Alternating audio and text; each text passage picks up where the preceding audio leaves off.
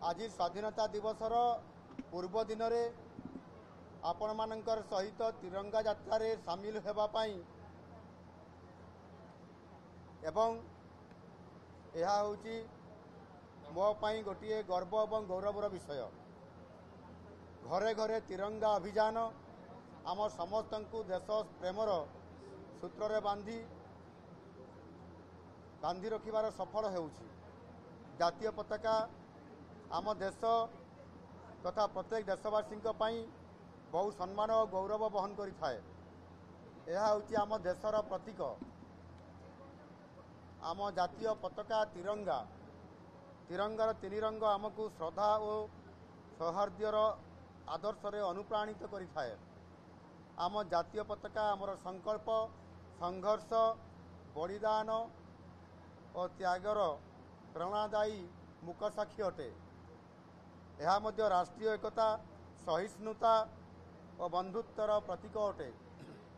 प्रत्येक देशवासी आम जातीय पताका को नहीं गर्व अनुभव करिथांती। 2022 अगस्त 15 तारीख रे स्वाधीनतार 75तम पूर्ति पालन और आजादी का अमृत महोत्सवर अवसर रे भारत सरकार पक्षरु आम जातीय पताकार सम्मानार्थे घरे घरे तिरंगा अभियान शुभारंभ करा जाइथिला।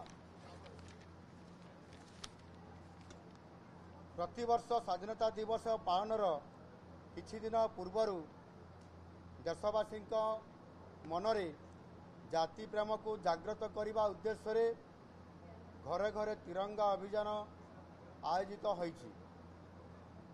आम यशस्वी प्रधानमंत्री नरेंद्र मोदी जी आह्वान रे देशर कोण अनुकूल रे रहुथबा प्रत्येक भारतीय यही अभियान रे सामिल होई घरे घरे आम जातीय पताका तिरंगा उड़ाई देश प्रेमर निदर्शन प्रतिफलन करिथंती।